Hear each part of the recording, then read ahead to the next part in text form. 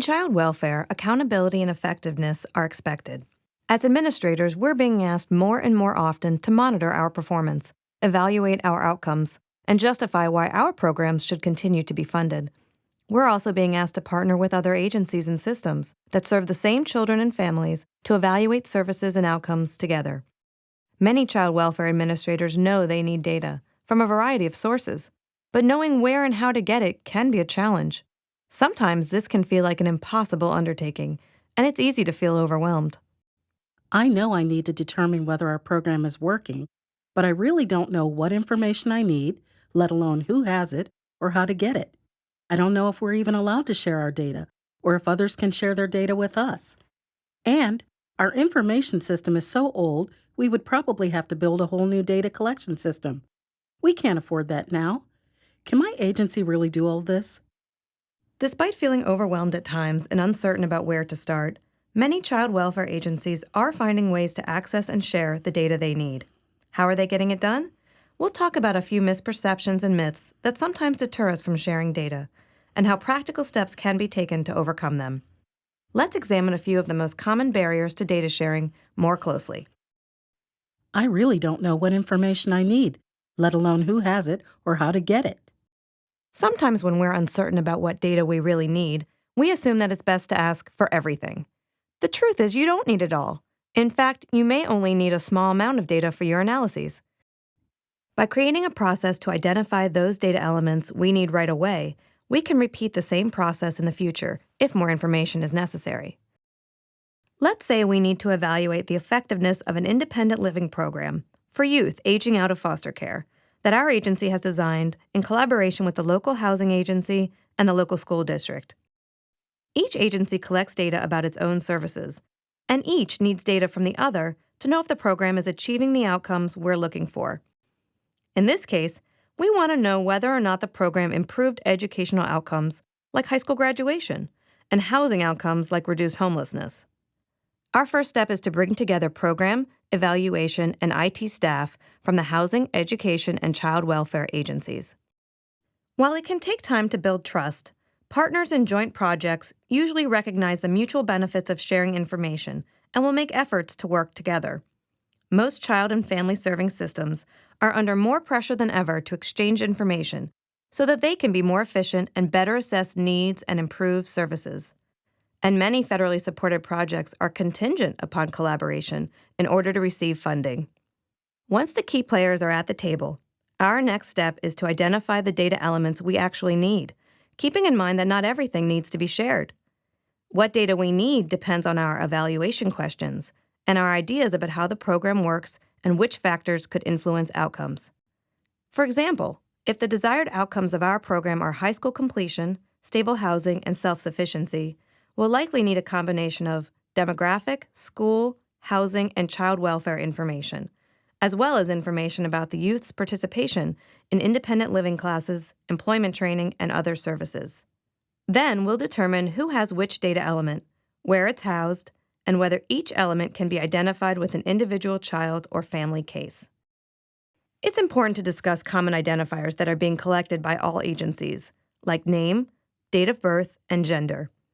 In order for agencies to share data about individual cases, a unique identifier, or a combination of common identifiers used by all agencies must be matched.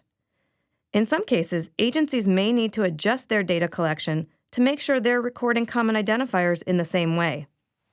The partnering agencies must also identify information that is only collected by one agency but needed by the others and determine if this information needs to be person-specific or shared aggregately. By working together, we can identify what data is really needed, who has the data, and which data needs to be shared. Keep in mind that different information may be needed at different times during the program, and some may not be needed at all. Let's move on to another common area of concern. I don't know if we're even allowed to share data or if others can share their data with us. Sometimes it feels like in order to preserve the confidentiality of clients, we can't share anything. But the truth is that while privacy is protected under a variety of laws, you can share confidential information under specific circumstances and with the appropriate legal, technical, and procedural protections in place. First and foremost, It's important to understand the law. We can't let ourselves or let others hide behind statutes to avoid sharing data. The Social Security Act, CAPTA, FERPA, and HIPAA all have provisions that protect privacy and restrict the use of data, but all allow for the exchange of data for certain purposes. For example, HIPAA allows the sharing of personal health information for treatment, payment, and healthcare operations. And recent changes to FERPA make it easier for schools to release a child's education records to child welfare agencies. But we need more than statute to ensure that we can legally and easily share information. We'll have to establish trust and negotiate terms of agreement between all the data sharing partners. Data sharing agreements should be sealed with formal memoranda of understanding.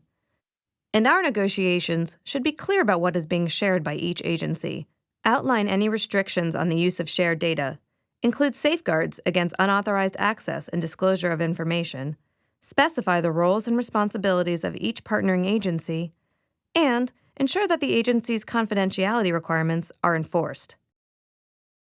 We should also address technical issues such as how the data will be transmitted, encrypted, secured, stored, and accessed. Once a data sharing agreement, or MOU, is signed, then it's time for us to set up protocols and clear rules about who gets what types of data, how and when they can access it, and what types of training are needed to make the most of it. If our program, legal, and IT staff have all been involved, trained, and understand the agreed-upon limitations and permissions of sharing data, we should feel confident in our ability to share data and to request data from others. Now that we have the processes and protections in place, it's time to revisit concerns about technology. Our information system is so old, we probably have to build a whole new data collection system. When our current information system doesn't seem capable of meeting our data needs, it can sometimes cause us to throw up our hands. But starting over from scratch and creating a new system is often only one of several options available. Let's not assume that we need an entirely new system to do the job without doing a thorough assessment first. This means working with our IT staff and involving them from the beginning. In some cases, a new system may be the more economical and efficient choice, but often an older system will still be able to support our needs. Old dogs can learn new tricks, and our old system may be capable of new tricks too, and it may not be all that hard to do.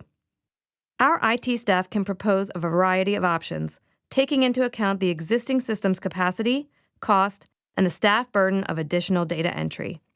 We might hear some of the following suggestions for data sharing between the Child Welfare Agency, Housing Authority, and school district. One option might be to create a separate integrated data warehouse, where all of the partnering agencies could dump their data files. Then the data could be merged behind the scenes. We could also create a standardized data exchange between the systems, so that certain data elements would be defined and used the same way by all of the systems. Or we could upgrade our existing child welfare data system to allow housing and education data to be imported. By not limiting ourselves to slashing and rebuilding anew, and consulting with our IT experts, we can explore our options, make more informed decisions, and create a collaborative process that may result in less drastic approaches, and maybe even less stress. While it can seem overwhelming, the truth is that we don't need everything. Data can be shared while protecting privacy, and creating a new system isn't the only answer. So to answer the question, Can our agency really do all this?